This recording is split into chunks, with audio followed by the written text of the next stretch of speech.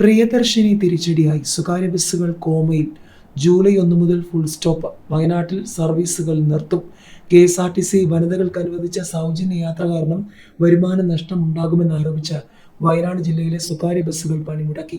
പൂർണ്ണമായും KSRTC ബസ്സുകളെ ആശ്രയിക്കേണ്ടി വന്ന യാത്രക്കാർ മണിക്കൂറുകളോളം ബസ് സ്റ്റോപ്പുകളിലും സ്റ്റാൻഡുകളിലും കാത്തിരിക്കേണ്ടി വന്നു. ജൂലൈ 1 മുതൽ അനിശ്ചിതകാലത്തേക്ക് പണിമുടക്കുമെന്നറിയിച്ച ബസ് ഉടമകൾ ജില്ലാ സിവിൽ സ്റ്റേഷനിലേക്ക് മാർച്ച് നടത്തി.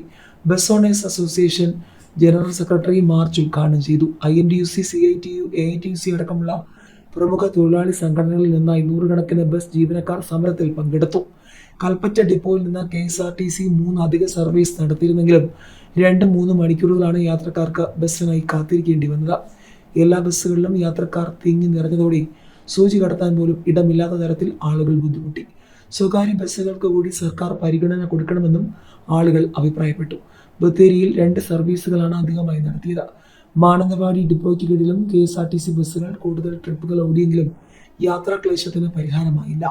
കൽപ്പറ്റ നഗരത്തിലെ ഹയർ സെക്കൻഡറി സ്കൂളുകളിൽ +1, +2 ക്ലാസുകൾക്കായി എത്തിയത് പകുതി കുട്ടികളാണെന്ന് സ്കൂൾ അധികൃതർ പറഞ്ഞു. ബത്തേരി, പനമരം, അച്ചൂർ തുടങ്ങി ഒട്ടേറെ പ്രദേശങ്ങളിൽ നിന്നെത്തുന്ന വിദ്യാർത്ഥികളിൽ പലർക്കും സ്വകാര്യ ബസ് സമരം കാരണം ക്ലാസ്സിൽ എത്താനായില്ലെന്ന് അധികൃതർ പറഞ്ഞു.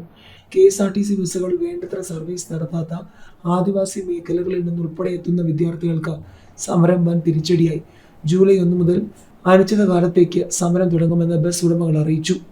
ജില്ലയിൽ ഓടുന്ന 300 ബസ്സുകളിൽ 120 ബസ്സുകൾ ഓട്ടം നിർത്തുന്നതായി കാണിച്ച് G ഫോം സമർപ്പിച്ചതായി മോട്ടോർ വാഹന വകുപ്പ് ഉദ്യോഗസ്ഥർ അറിയിച്ചു.